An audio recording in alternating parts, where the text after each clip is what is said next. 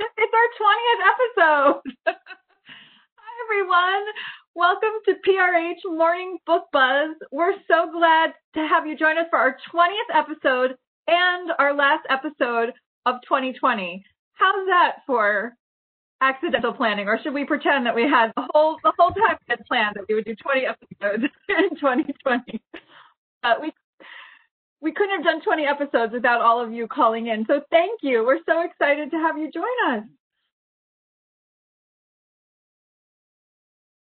And I can't believe this is number 20. Oh, good morning, ladies.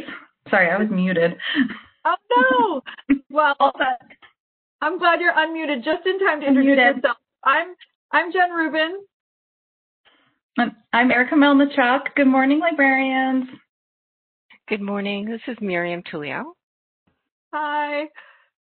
And so you guys know this already. It's our 20th episode. But if you're new for the first time, welcome. This is our key, so you know all of the formats that are available for all of the titles that we're talking about. So HC is hardcover, TR is trade paperback, LP is large print, ebook is ebook, and the most important one that we think is the most fun is that an e-galley is available when you see the big E in the orange circle, and then DN is audio download, and CD is compact disc. So in true celebration of the holidays and happy everything, hopefully, we wanted to present to all of you book lovers out there the perfect book lover's guide to gifting. So we know the pressure is on, especially from this crowd probably, to give the perfect bookish gift. So we wanted to help you out, and we've compiled some of our favorites this year that we think would serve all kinds of readers, whether you're craving inspiration or whether they like mysteries and sitting on the edge of their seats. So we hope you'll check out our holiday gift guide, and you can get 20% off with the code on the screen, BRRGIFT20. So between now and 12/25, December 25th, I guess is an easier way to say that. We hope that you'll take advantage of this wonderful bookish gift guide. And even to add on to the fun, we have a holiday sweepstakes. So enter to win our holiday sweepstakes by going to the tiny URL on your screen, tinyurl.com/BRR holiday sweeps. And you can win some fabulous prizes for yourself or to gift to others, however you're feeling. But we can't wait to share the lucky winners later this month. So we hope you'll enter. Our authors are also connecting with readers every day and everywhere online. And here are a few noteworthy virtual events that we invite you and your patrons to check out. This evening, Jenny Bayless, the author of The 12 Dates of Christmas, will be part of a holiday romance panel at Belmont Books. Also starting tonight, Penguin Random House will be hosting a 2-day virtual holiday house. This is a ticketed event with guest authors Ina Garden and Debbie McComber. Tomorrow evening, Ernest Klein will be participating in a virtual program hosted by the Strand Bookstore. Haley Sutton, the author of The Lady Upstairs, will be in conversation with a fellow thriller writer, Lane Fargo. Historian H.W. Brenz will be in a Facebook Live event at the Lincoln Presidential Library. And looking ahead, Charles Yu will be discussing his National Book Award-winning novel, Interior Chinatown, in an event hosted by the New York Public Library on December 16th. To learn more about these special programs, please visit the URL on the bottom of the screen.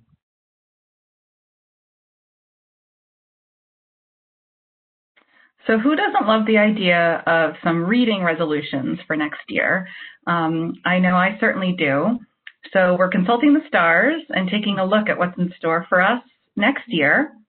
And we want to ask all of you to join us on Twitter with our hashtag, PRH Morning Buzz, and tell us what genre you see yourself reading more in. Are you going to challenge yourself, read some of your favorites? What are some of your reading resolutions? For me, I want to add more classics into my TBR pile. So, of course, I'm turning to the gem of Penguin Classics and their list always has a lot of wonderful titles on it. In particular, I'm looking forward to The Woman of Brewster Place, that they're issuing a new edition with a new foreword sometime next year. So look for that coming from Penguin Classics. What about you ladies? What are you going to be reading? I was afraid you were going to ask. I'm like, I don't know. I just want to read more. I feel read everything. Pressure's on. I think I want to add more mysteries. I don't read a lot of mysteries, and I feel like every time I do, I'm like, this is so much fun. Why don't I read more mysteries all of the time? So I think I'm going to be adding more of those to my 2021 list. Well, we are professional readers, right? We should challenge ourselves. It's true. It's true. Love it. And I'll probably be continuing on reading more biographies and memoirs. I'm just finishing up Alicia Garza's The Purpose of Power, and I'm just getting started with Barack Obama's memoir. So on my list of books that I really want to check out is Nuestra America, and it's about an anthropologist who traces his family roots from Eastern Europe to South America. Also, the Palestinian Egyptian writer Randa Jarrar, she has a memoir coming out. It's called Love is the Next Country. Oh, yes. I was just looking at that cover. And I just started Barack Obama's audiobook myself, and I'm really enjoying listening to it. It's very satisfying to hear him tell his own story. So shall we dive in? I wish I had a crystal ball, but I guess, we'll have a party instead. So I'm going to kick us off with a disclaimer, though, that historical fiction is by far my longtime favorite genre. I've read really widely in it. It's my go-to. My gateway titles for it date back to like third, maybe second grade, Anne of Green Gables, Little House on the Prairie. And the selection that we have here for you today are all on my TBR list. So first off, we have Eternal, which is the book that Lisa Scottolini was born to write. She and has wanted to write for years. And it represents a really big departure for her, and it fits squarely into the immensely popular World War II women's historical fiction space, alongside classic titles now like The Nightingale and Lilac Girls. But it will also still appeal to the many legions of fans of Lisa Scottolini's fast plots and emotionally nuanced characters. Elisabetta, Marco, and Sandro grow up as the best of friends despite their differences. Elisabetta is a feisty beauty who dreams of becoming a novelist. Marco is the brash and athletic son in a family of professional cyclists. And Sandro is a Jewish mathematics prodigy. Their friendship blossoms to love, with both Sandro and Marco hoping to win Elisabetta's heart. But as anti-Semitism takes legal root and World War II erupts, the Nazis invade their home of Rome, and with their occupation come new atrocities against the city's Jews, culminating in a final horrific betrayal. Against this backdrop, the intertwined fates of Elisabetta, Marco, Sandro, and their families will be decided in a heartbreaking story of both the best and the worst that the world has to offer. Unfolding over decades, Eternal is a tale of loyalty and loss, family and food, love and war, all set in one of the world's most beautiful cities at its darkest moment. We're always thrilled to see what staff favorite Chris Bajalian has in store for us. And Hour of the Witch has everything: witches and poison, drinking and adultery, religious fanaticism and courtroom drama. It's a fascinating and feminist take on Puritan New England, and the most fun thing since Daniel Day-Lewis screamed about his sins with Winona Ryder in The Crucible. A young Puritan woman, faithful, resourceful, but afraid of the demons that dog her soul, plots her escape from a violent marriage in this riveting and propulsive historical thriller. Boston, in 1662, we meet Mary Deerfield, who is 24 years old and the second wife of Thomas Deerfield, a man as cruel as he is powerful. When Thomas, prone to drunken rage, drives a 3-tined fork into the back of Mary's hand, she resolves that she must divorce him to save her life. But in a world where every neighbor is watching for signs of the devil, Mary soon finds herself the object of suspicion and rumor, and she must fight to not only escape her marriage, but also the gallows. And I also have some fun Bajillion news before I move on. The Flight Attendant will land on small screens as a series from HBO Max, and The Red Lotus has also been optioned and is in development. So Chris Bajillion never rests. My next title, Sunflower Sisters, is Martha Hall Kelly's eagerly awaited latest novel. Lilac Girls introduced us to Caroline Faraday, an American philanthropist who helped young girls released from Ravensbrück concentration camp. Now in Sunflower Sisters, Kelly tells the story of Caroline's ancestor, Georgiana Woolsey, a Union nurse during the Civil War, and how her calling leads her to cross paths with Gemma, a young enslaved girl who is sold off and conscripted into the army. And we also meet Anne May Wilson, a cruel Southern plantation mistress whose husband also enlists in the war. It is a sweeping story of women caught in a country on the brink of collapse, in a society grappling with nationalism and unthinkable racial cruelty, a story still very relevant today. Sunflower Sisters will be the third and last, so make note, of the standalone trio featuring women of the Faraday family. I can't wait to dive into this, and I also can't wait to see what Kelly writes for us next. Oh, yeah, me too. And she also always has such interesting websites where you can explore. Her research is amazing. I know. Churchill's Secret Messenger is the latest novel from best-selling author of The Long Flight Home and perfect for fans of The Secret We Kept. Recruited from Churchill's typing pool to become an undercover spy in German-occupied France, a young woman from London bravely endures daring missions, audacious escapes, and harrowing imprisonment in a Nazi concentration camp, risking everything for the country and the man she loves. Soon, though, Rose is assigned to a new mission alongside a French resistance fighter who has dedicated himself to the cause with the same fervor as Rose. Yet Rose's very loyalty brings risks as she undertakes a high-stakes prison raid and discovers how much she may have to sacrifice to justify Churchill's faith in her. Many real-life historical figures make appearances in this novel, and true events are also woven throughout the story. And as a finishing touch, this book includes a reading group guide as well as a PS section with an author's note discussing the historical facts behind the novel, which I always appreciate. It saves me a little bit of research online or at the library as I'm reading. The Woman of Chateau Lafayette is an epic generational saga from New York Times bestselling author Stephanie Dray, based on the true story of an extraordinary castle in the heart of France and the remarkable women bound by its legacy in some of humanity's darkest hours.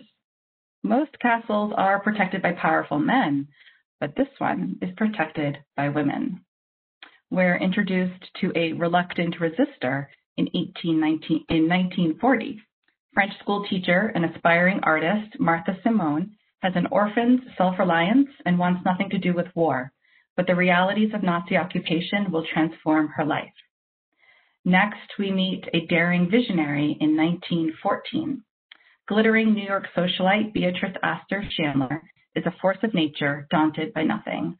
But after witnessing the devastation in France and delivering war relief over dangerous seas, Beatrice takes on the challenge of a lifetime, convincing America to fight for what's right. And lastly, we are introduced to a founding mother in 1774. Gently bred noblewoman Adrienne Lafayette becomes her husband's political partner in the fight for American independence. But their idealism sparks revolution in France, and the guillotine threatens everything she holds dear. Intricately woven and beautifully told, The Women of Chateau Lafayette is a sweeping novel about duty and hope, love and courage, and the strength we find from standing together on the shoulders of those who came before us. With The Nature of Fragile Things, critically acclaimed author of The Last Year of the War and As Bright as Heaven, Susan Meisner delivers a gripping novel about the bonds of friendship and mother love and the power of female solidarity. April 18th, 1906. A massive earthquake rocks San Francisco just before daybreak, igniting a devouring inferno. Lives are lost, lives are shattered, but some rise from the ashes and are changed forever. Sophie Whalen is a young Irish immigrant so desperate to get out of a New York tenement that she answers a mail-order bride ad and agrees to marry a man she knows nothing about, San Francisco widower Martin Hawking, who proves to be as aloof as he is mesmerizingly beautiful. Then early one spring evening, a stranger at the door sets in motion a transforming chain of events. Sophie discovers hidden ties to two other women. The first, pretty and pregnant, is standing on her doorstep, and the second is hundreds of miles away in the American Southwest, grieving the loss of everything she once loved. The fates of these three women intertwine on the eve of the devastating earthquake, thrusting them onto a perilous journey that will test their resiliency and resolve, and ultimately their belief that love can overcome fear. Susan Meisner has delivered another must-read. And with that, I conclude my journey through some of our team's favorite forthcoming historical fiction and turn the mic over to you, Miriam.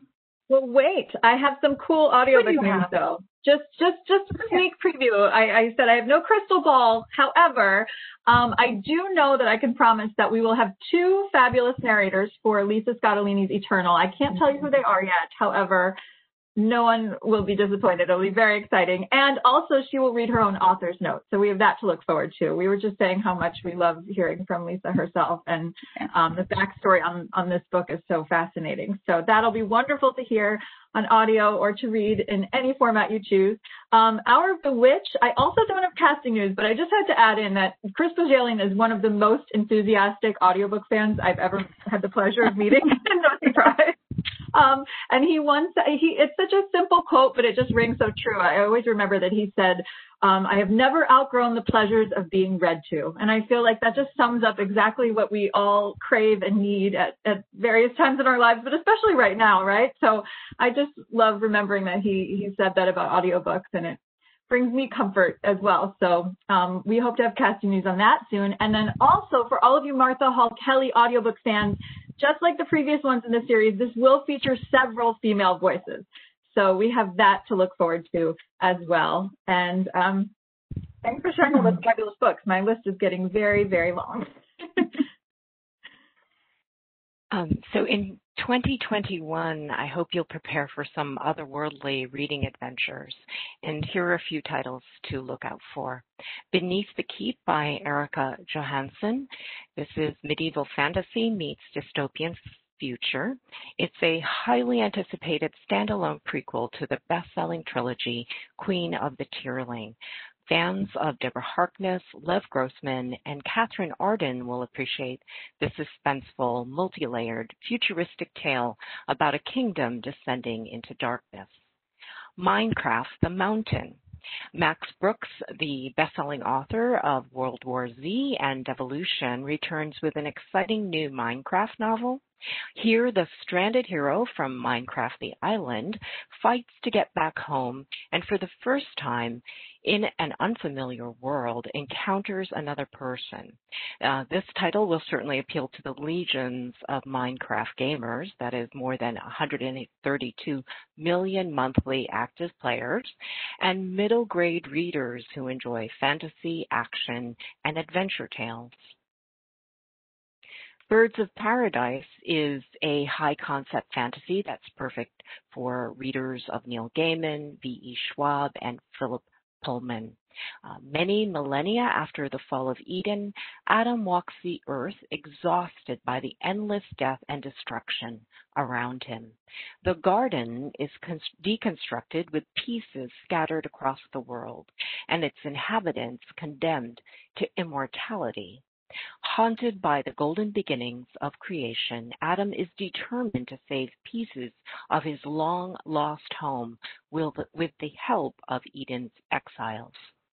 The author, O.K. Langmead, is based in Glasgow. His long-form poem, Dark Star, was featured in The Guardian's Best Books of 2015. Small Magic. The author of more than 30 books, Terry Brooks has thrilled readers for decades with his fantastical tales and storytelling prowess. Small Magic is a first-ever short story collection collection offering glimpses into Brooks's most beloved literary worlds, that is Shannara, the Magic Kingdom, and the Word and the Void.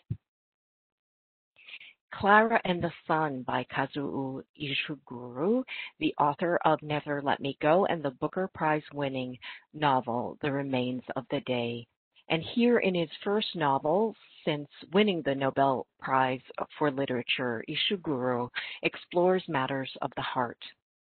Clara is an artificial friend with keen observational skills.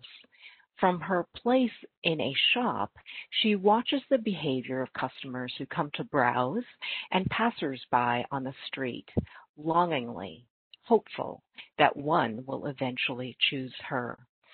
We anticipate that this will be a sensational international literary event with the simultaneous publication in the United States and in the UK in March. The Absolute Book is an epic, action-packed fantasy that can be recommended to fans of Susanna Clarke and Lev Grossman. Taryn Kornick believes that the past, her sister's violent death, and her own ill-conceived revenge is behind her, and she can get on with her life. She's written a successful book about the things that threaten libraries, but all this attention isn't a good thing. Policeman Jacob Berger questions her about a cold case. Then there are inquiries about a library fire and an ancient scroll box known as the Fire Starter, as well as threatening phone calls and a mysterious illness.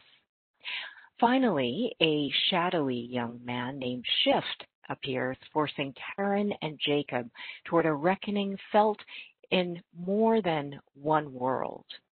Deborah Harkness, the best-selling author of A Discovery of Witches, offers this praise. Intricately plotted, gorgeously written, The Absolute Book is a cinematic tale that is by turns dark and dreamlike, yet ultimately hopeful. Ooh. Well, I'm very excited. I'm sold on that. Deborah Harkness. I know. I could see your face light up when she said those words. And I know I said I had no crystal ball, but I lied. I do have a crystal ball. I just found it. So what's coming in the audiobook land? I have a little bit of a sneak peek for some of these, kind of, sort of. You'll see. But for Minecraft, I have no reader news yet. But I wanted to remind you to go into the past and make sure you don't miss the 2 audio editions of the first official Minecraft novels from Max Brooks, because one was read by Jack Black and one was read by Samira Wiley. So it's like choose your own adventure. You can decide which fabulous narrator takes you down this adventurous path. So in case you missed those audiobooks, I highly recommend checking them out, recommending to fans of all ages, as Miriam spoke about, and then we'll reveal soon who will be reading The Mountain. And also to add, I just loved hearing this directly from one of the audiobook producers who's working on Claire and the Sun, Kelly Gilday, who we've talked about in this Book Buzz before. She works with George Saunders. She's worked on many award-winning productions. She said that for Claire and the Sun, this is one of the most original narrative voices she's ever encountered in literature. And so she's just so excited to cast this for the audio production. So stay tuned to see who that will be. And that's all I have for now, but that was my list is getting longer and longer. Thanks a lot, ladies. Jen, how do you find all these props? You're amazing. Well, I'm not very good at the Marie Kondo method in this apartment, so there's lots of things around. Gonna come home edit you. I know. So this is I'm up next, and this category of titles, when I was preparing for today, actually had me thinking about what my yoga instructor says about opening your heart center. And I thought that was really nice to think about with these titles, because that opening your heart center means you're filling yourself with love and forgiveness and compassion. And all of these books provide a lot of that. In Everything We Lost, Jill Santopolo has mixed The Light We Lost with a touch of Daisy Jones and the Six. This is a novel of first love, passion, and the power of choice and how we cannot escape the people that we are meant to be. Emily has come a long way since she lost her two passions 15 years ago, music and Rob. I'm a little more interested in the music than the Rob, but we'll see. She's now a psychologist at NYU who helps troubled college students like the one she once was. Together with her caring doctor husband, Ezra, she has a really beautiful life. But when a tragic event in Emily's present too closely echoes her past and parts of her story that she'd hoped would never come to light, her perfect life suddenly is upturned. And then Emily hears a song on the radio about the woman who got away. The melody and the voice are hauntingly familiar.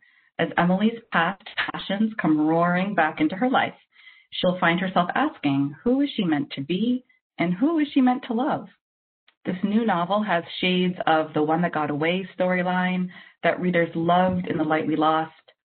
And with its deep emotional authenticity, this novel, Jill Santopolo has delivered her absolute best and a must-read for fans of emotional what-if fiction.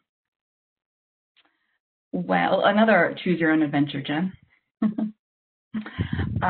When I Ran Away is a rich, big-hearted debut for readers of Jojo Moyes and Anne Napolitano that takes us from working-class Staten Island in the wake of the 9/11 attacks to moneyed London a decade later, revealing a story of loss, of motherhood, and of love.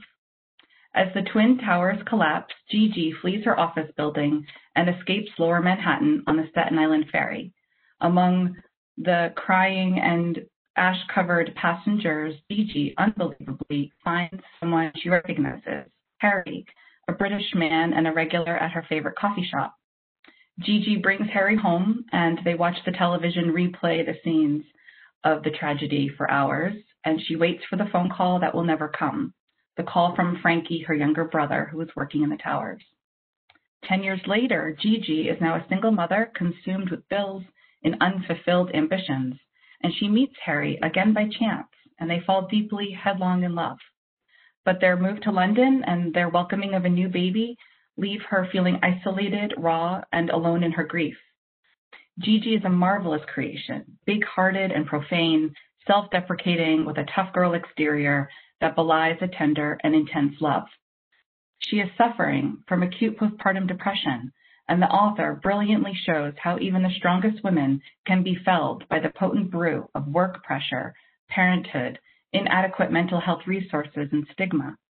Startlingly honest and shot through with unexpected humor, When I Ran Away is an ultimately uplifting portrait of a woman falling apart and pulling it back together. The performance is from an award-winning writer from Melbourne, Australia, and is perfect for readers of Maggie Shipstead and Meg Wolitzer. One night, 3 women go to the theater to see a play. Wildfires are burning in the hills outside, but inside the theater, it is time for the performance to take over. And just as a side note, with a lot of prescient foresight, the author wrote this before last year's devastating wildfires throughout Australia. And that experience just helped to add some of our understanding of what that environment must have been like. Margot is a successful, flinty professor on the cusp of retirement, distracted by her fraught relationship with her adult son and her ailing husband. Ivy is now a philanthropist with a seemingly perfect life, and Summer is a young drama student, an usher at the theater, and frantically worried for her girlfriend whose parents live in the fire zone. While the performance unfolds on stage, so does the compelling trajectory that will bring these 3 women together, changing them all. Deliciously intimate and yet emotionally wide-ranging, the performance is a novel that both explores the inner lives of women as it underscores the power of art and memory to transform us.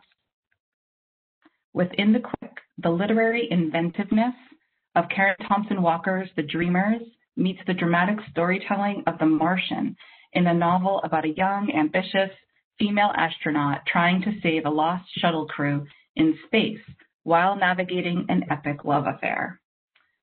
June is a brilliant but difficult girl with a gift for mechanical invention who leaves home to begin a grueling astronaut training program. younger by 2 years than all of her classmates. At the Peter Reed School for Space Preparation, she flourishes in her classes, but struggles to make friends and find true intellectual peers. And she is haunted by the mystery of Inquiry, which was a revolutionary spacecraft powered by her beloved late uncle. The spacecraft went missing when June was 12 years old, and while the rest of the world has forgotten them, June alone has evidence that makes her believe the crew is still alive. Both a gripping narrative of one woman's persistence and a charged love story, In the Quick is an exploration of the strengths and limits of human ability in the face of hardship and the costs of human ingenuity. And there's a great backstory. Kate attended space camp at NASA, which was one of my childhood dreams. I think that's just that so cool. That is so cool. Isn't that cool? She even got to do a simulated spacewalk, which I can't even imagine. Wow. And so she can talk firsthand about the challenges of working in a group of difficult people in confined spaces for long hours, which proves great fodder for a novelist. And there was also a massive TV deal along with this novel. And so the television rights sparked an intense, heated auction. And the creator of the Harry Potter movies and the director of Gravity won. So I think that when this comes to the big screen, it's going to be amazing. That sounds so perfect. No big deal. Just Harry Potter. Harry Potter movies. That's okay. Small thing. The Heart Remembers is the highly anticipated final book in the internationally best-selling The Art of Hearing Heartbeats trilogy. It is a moving story about love's power to transcend distances and heal seemingly irreparable wounds. 12-year-old Ko Bobo lives with his uncle in Burma. An unusually perceptive child, Bobo can read people's emotions in their eyes. This acute sensitivity only makes his unconventional home life more difficult. His father comes to visit him only once a year, and he can hardly remember his mother, who for unclear reasons keeps herself away from her son. Everything changes when Bobo discovers the story of his parents' great love, which threatens to break down in the whirlwind of political events and of his mother's mysterious sickness. Convinced that he can heal her and reunite their family, Bobo decides to set out in search of his parents. A gripping, heartwarming tale that takes the reader from Burma to New York and back again, The Heart Remembers is a worthy conclusion to this beloved series. And lastly from me, from the author of Elsie Come Home, Landslide is a stunning novel about a mother caring for her 2 teenage sons while the crumbling fishing industry her New England community relies on threatens to collapse around them. After a fishing accident leaves her husband hospitalized across the border in Canada, Jill is left to look after her teenage boys, her wolves, all alone. Nothing comes easy in their remote corner of Maine. As one disaster gives way to the next, she begins to think that it's not enough to be a caring wife and mother anymore, not enough to show up when you're needed, to nudge her boys in the right direction, to believe everything will be okay. How can she protect this life she loves, this household, and this family? With remarkable poise and startling beauty, Landslide ushers us into a modern household where, for a family at odds over Instagram posts, media consumption, sex positivity talks, the Me Too movement, and old fishing tales all become mingled to become a new kind of love language. Susan Conley writes masterfully about an American family with a millennial twist and will appeal to readers of Richard Russo, Ann Tyler, and J. Courtney Sullivan, but I think too also titles like Raising Cain and Exploring the Inner Life of American Boys. It is a beautiful portrait of a family, as compelling as it is moving, and raises the question of how to remain devoted when the eye of the storm closes in. Ooh.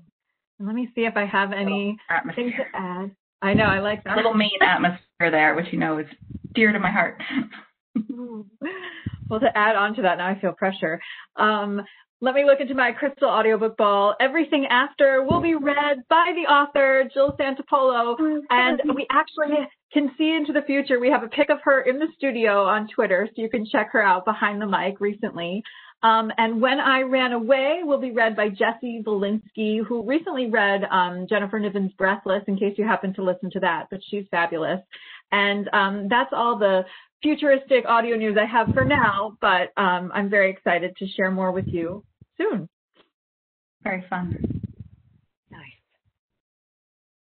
So in 2021, you can also expect that the world around you will be calling. And here are some compelling reads that will encourage you to act. 400 Souls. 2019 marked the 400th anniversary of the first captive of Africans in Virginia, and it also launched the 400 Souls project that was spearheaded by Ibram X. Kendi, the author of How to Be an Anti-Racist, and Keisha N. Blaine, the author of Set the World on Fire. Here, the two award-winning historians have gathered together 90 Black writers from across multiple disciplines to tell one of history's great epics, the journey of African Americans from 1619 to the present. 400 Souls is viewed as a choral history. It features essays, poems, short stories, personal vignettes, fiery polemic, and it has an all-star list of contributors, including Annette Gordon-Reed, Keith S.A. Lehman, Morgan Parker, and Isabel Wilkerson. Tangled Up in Blue, Policing the American Society. In her 40s, with 2 children, a spouse, a dog, a mortgage, and a full-time job as a tenured law professor at Georgetown University, Rosa Brooks decided to become a cop. A liberal academic and journalist with an enduring interest in law's troubled relationship with violence, Brooks wanted the kind of insider experience that would help her understand how police officers make sense of their world and whether that world can be changed. In 2015, against the advice of everyone she knew, she applied to become an armed reserve police officer with the Washington, D.C. Metropolitan Police Department. Then as now, police violence was constantly in the news. The Black Lives Matter movement was gaining momentum. Protests racked American cities, and every day brought more stories of police violence and the racial disparities within the criminal justice system. Lines were being drawn, and people were taking sides. But as Brooks made her way through the police academy and began working as a patrol officer in the poorest, most crime-ridden neighborhoods of the nation's capital, she found a reality far more complex than the headlines suggested. In Tangled Up in Blue, Brooks recounts her experiences inside the usually closed world of policing, presenting a riveting and revelatory account of what it's like inside the blue wall of silence. How to Raise a Feminist Son. This is a deeply personal love story that will resonate with readers who hope to change the world, one kind boy at a time. Informed by the author's work as a professor of journalism, specializing in social justice movements, as well as her conversations with psychologists, parents, boys, this book follows one mother's journey to raise a feminist son as a single immigrant woman of color in America. Through stories from her own life and wide-ranging research, Sonora Jha offers insightful, actionable advice on how to become better feminists and teachers of the next generation of men. Rebecca Solnit, the author of The Mother of All Questions, offers the following praise for this book: exhilarating and inspiring, a beautiful hybrid of memoir, manifesto, instruction manual, and rumination. Dr. Sonora Jha is an essayist, a novelist, a researcher, and professor of journalism at Seattle University. She's the author of the novel Foreign, and her op-eds and essays have appeared in the New York Times, the Seattle Times, The Establishment, and several anthologies. She grew up in Mumbai and has been a chief of Metropolitan Bureau for the Times of India and contributing editor for East Magazine in Singapore. She teaches writing for Hugo House, Edgebrook Writers Retreat, and the Seattle Public Library. Our next book is A Beginner's Guide to America for the Immigrant and the Curious, and this is for readers of personal nonfiction, including An American Family, Born a Crime, and My Beloved World. Coming to the United States with her mother in 1985 as an Iranian refugee, Roya Hakakayan uniquely understands how overwhelming immigrating to this country can be and has lived here long enough to have perspective, wisdom, and humor about the chaotic transitional experience. This is a tender, witty, poignant glimpse into the bewildering American immigrant experience. She is the author of The Assassins of the Turquoise Palace and Journey from the Land of No.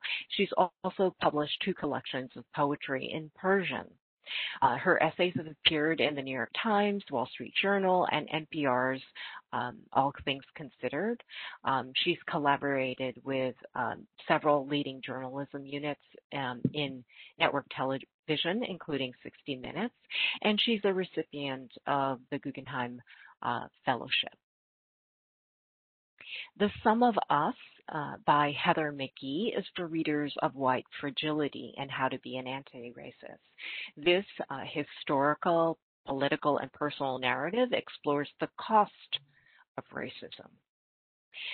McGee's specialty is actually the American economy, and she explores the mystery of why it so often fails the public. She's dug into the subject and from the financial crisis to declining wages to the collapse of public infrastructure, she's found that the common problem at the bottom of all these concerns are racism. Here she embarks on a personal journey across the country from Mississippi to Maine, and she tallies up what we collectively have lost when we buy into the zero-sum paradigm. That is the idea that progress for some of us must come at the expense of others. Again, she's an expert in economic and social policy. She's the former president of the inequality-focused think tank Demos and has drafted legislation, testified before Congress, and contributed regularly to news shows, including NBC's Meet the Press. McGee currently chairs the Board of Color of Change, the nation's largest online racial justice organization. She holds a BA in American Studies from Yale University and a JD from the University of California at Berkeley School of Law. Lastly, The Black Church is a powerful new history from the New York Times bestselling author of Stony the Road. For the young Henry Louis Gates Jr., growing up in a small, segregated West Virginia town, the church was his family and his community's true center of gravity. Within those walls,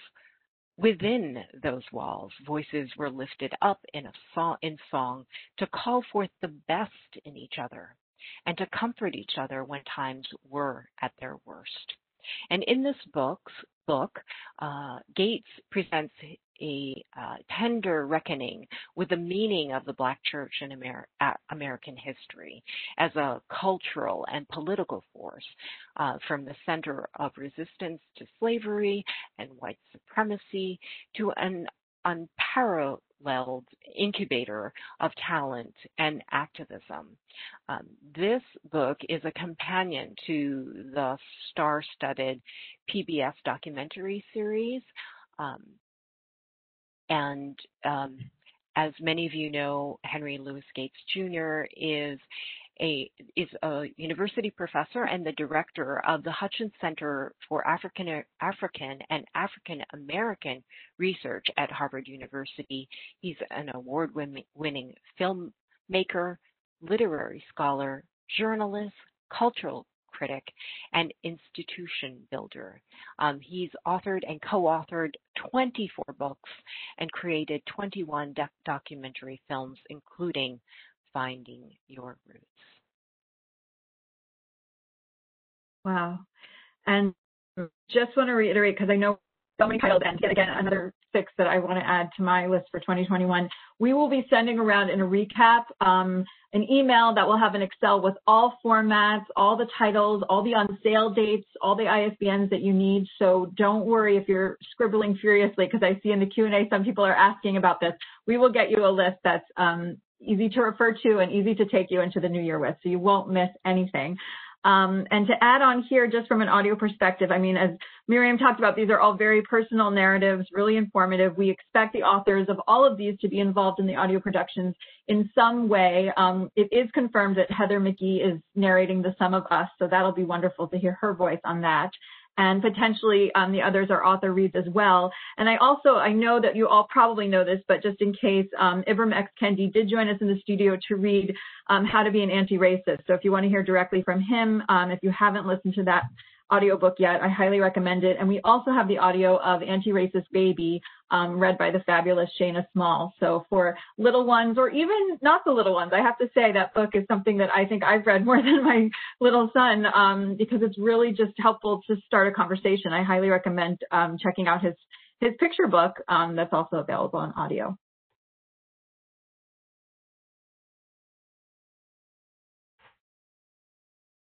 And then to continue with our audio conversation, no surprise, perhaps one of your goals next year is to be a better listener, in whatever that means to you. So many levels, Jen. I know, we're getting really deep here. If you want to, have some perfect family listens added to your list for even right now, because one of them is available right now, but if you've been enjoying The Willoughbys on Netflix, it's a new animated Netflix film with the voices of Maya Rudolph and Martin Short and Jane Krakowski, Ricky Gervais, among many others.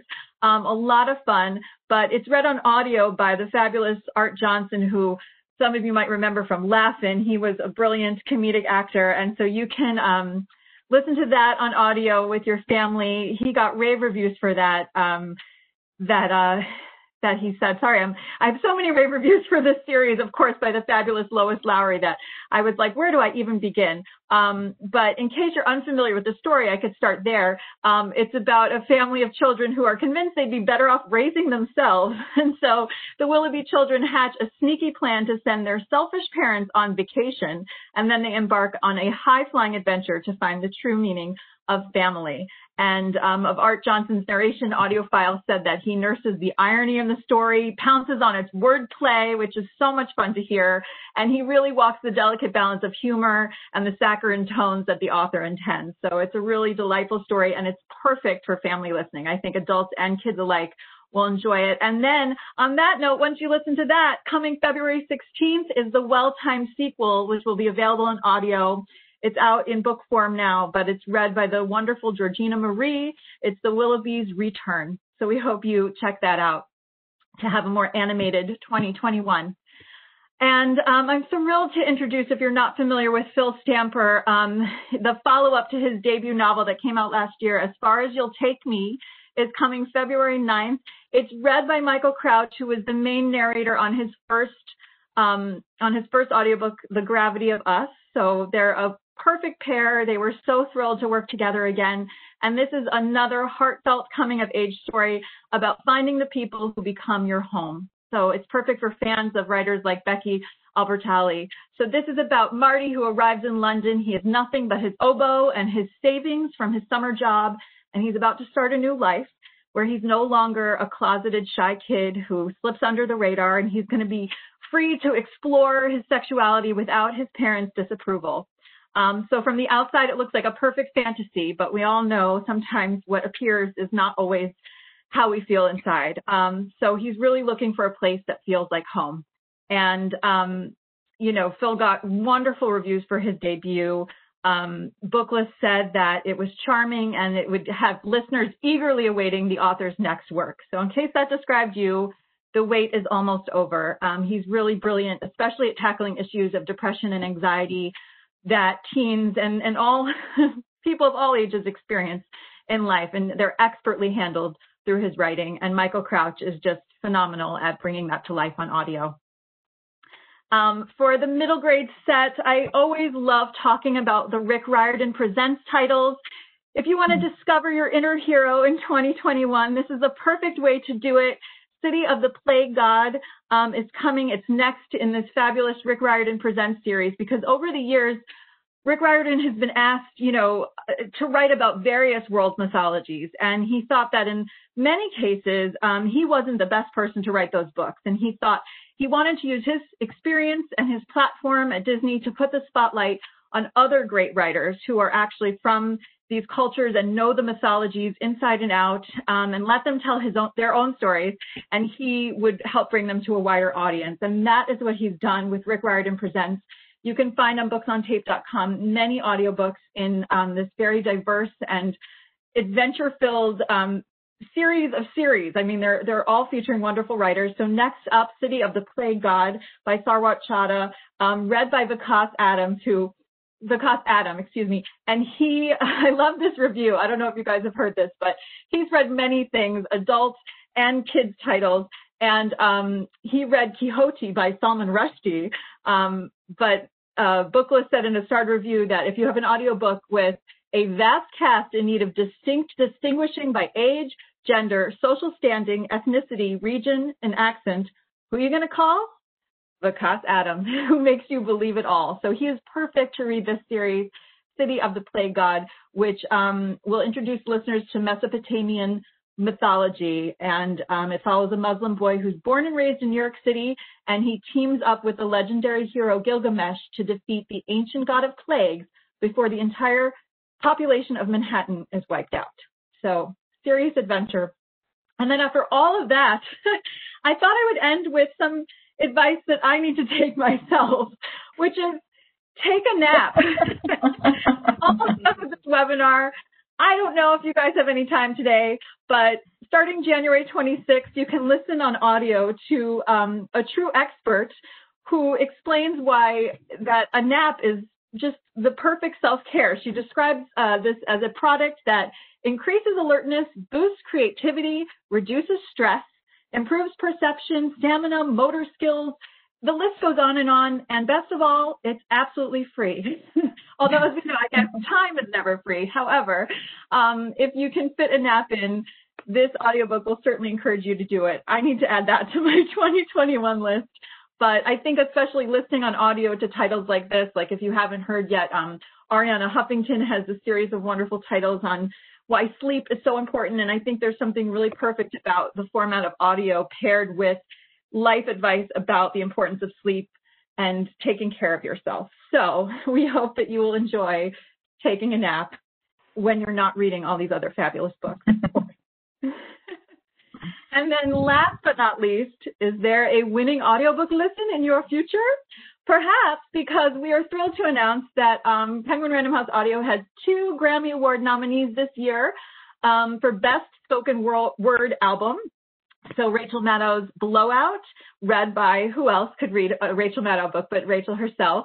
And then Charlotte's Web, which I think I probably have spoken about here before, but I love, love, love this audiobook. It's read by this little-known actress named Meryl Streep, along with a wonderful cast of audiobook narrators from January Lavoie to Kirby Hayborn. It's just magical. It's wonderful, whether you're listening with kids or just by yourself. I actually listened to this one alone and not with my child, and I just adore every minute of it. So I highly recommend, if you've missed these productions, to add them to your listening list and to recommend them in the future for your patron.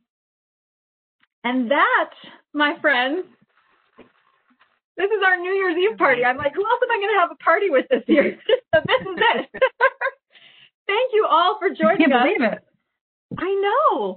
Last one of the year. I know. I don't want to get sad, but it's been a really, really special highlight for me personally to get to talk to all of you librarians and all of my amazing fellow team members almost on a weekly/monthly basis. And I can't believe we're closing out the year. These have been a bright light for us, and hopefully for all of our viewers too. So wonderful to be together. It really is. Our sincerest gratitude and thanks to all of you for tuning in, for watching, for making it possible to connect with you on a regular basis. So don't worry, the year may be ending, but in 2021, we will be back. So we hope that you'll sign up ahead of time. We want to be first on your 2021 calendars. January 6th, 2021, we will be buzzing again with lots more fun to share, and we can't wait to hear what you've all been enjoying over your holiday breaks, your new year. And so keep letting us know. PRH Morning Buzz hashtag. We love seeing all the things that you're excited about. And we can't wait to see you again soon. Thanks, everybody. Take care. Thank you so much. Happy reading. Bye.